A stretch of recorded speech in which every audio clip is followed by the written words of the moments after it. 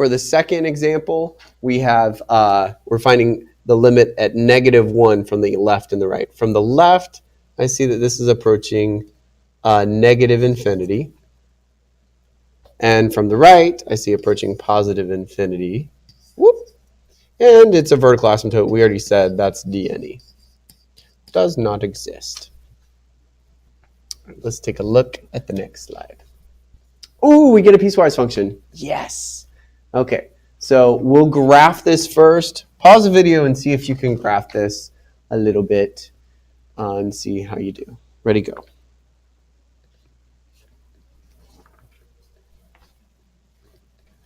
This first part, I'm going to graph in green, and that is here, and it goes here and here. So it's like that. Okay. For the second one, we have, I'm going to do purple, and that is 2 to slope of 2. And then not existing here. So, okay. And then for the last part, I'll do blue. And we have 2. So 2 right here. Huh. Okay. Very interesting. So for us, we're talking about the limit as you approach 0 from the right.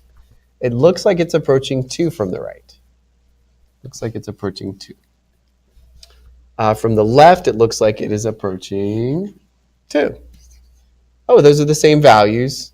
So that is equal to 2 as well. Now, if I change this to 3 or 4 or 5, the limit would still be 2, because from the left and the right, what is it approaching? It's approaching 2. So it doesn't matter if it filled the hole or not, we would be able to state that this limit approaches 2 based on the other two sides.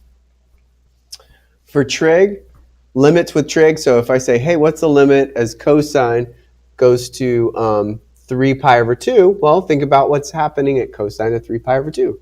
Cosine of 3 pi over 2 is 0. So graphically, that was pretty simple. We can say that. For tangent, what is happening to tangent as it approaches 3 pi over 2? Uh-oh.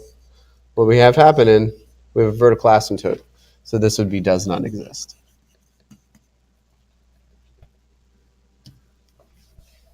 All right, pause the video and try these two on your own.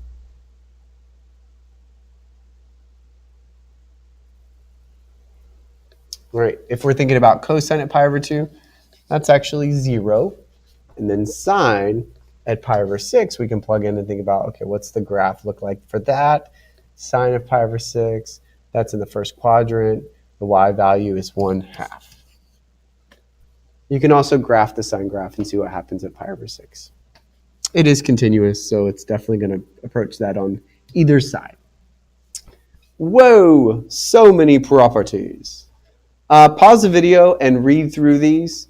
These are pretty important so that we can use them. They're pretty straightforward, though. Go ahead and pause.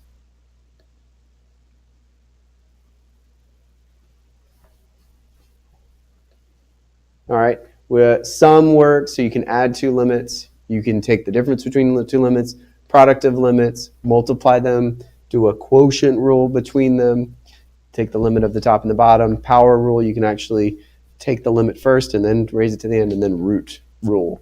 You can root after the limit or before the limit. Let's see what that actually is in action.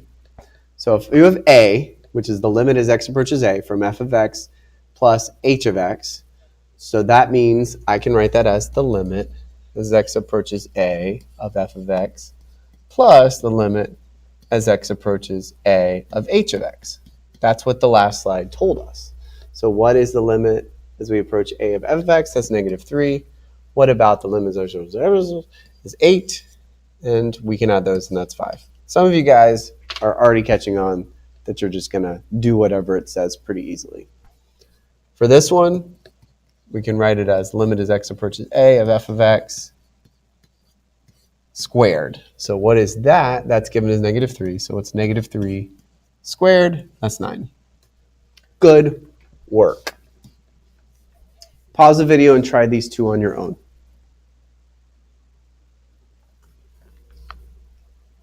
All right. Hopefully it was exactly what you thought it was. You're just taking the cube root of 8, which is 2. And then for this one, 1 over f of x. So that'd be 1 over negative 3. Or negative 1/3. Pause the video and try these guys. All right, you should have got negative 3 over 8. And for this one, it's 0 over negative 3, which is just 0. Pause the video and try these guys. Okay, we have negative 3 over 0. Now that is DNE, you can't divide by 0. And then for h, that's 2 times negative 3 over h, which is 8 minus negative 3. So we get negative 6 over 11. So negative 6 elevenths.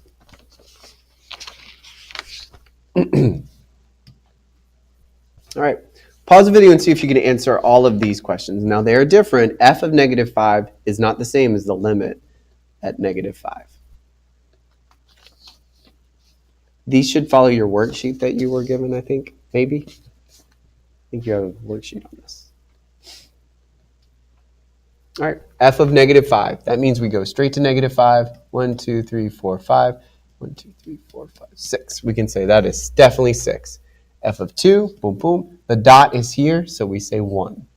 F of 4, 1, 2, 3, 4. The value's down here at negative 3, not up there. Limit as x approaches negative 7. What's happening at negative 7? We're going this way and this way. The y value there is 2. And the limit as x approaches negative 5.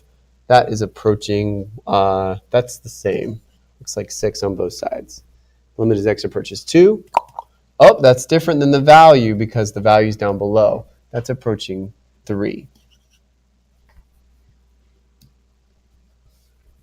Pause the video and try these guys on your own. All right, the limit as x approaches 4. 1, 2, 3, 4. Uh-oh, we're approaching it on different sides, different values. That's DNE. Limit as you approach 0. That looks like an asymptote when we said those are DNE. Limit as x approaches 0 from the left. That looks like it is negative infinity. And then if we're approaching from the right, that's positive infinity. And 4 from the right, that is approaching negative 3. And then from the right, it's approaching 2. So those help us conclude that we're correct in our assumption about the does not exist parts. All right, last two. Knock them out. Pause. As you guessed, these are horizontal asymptotes, or supposed to look like them. As you go into negative infinity, you're going to 0.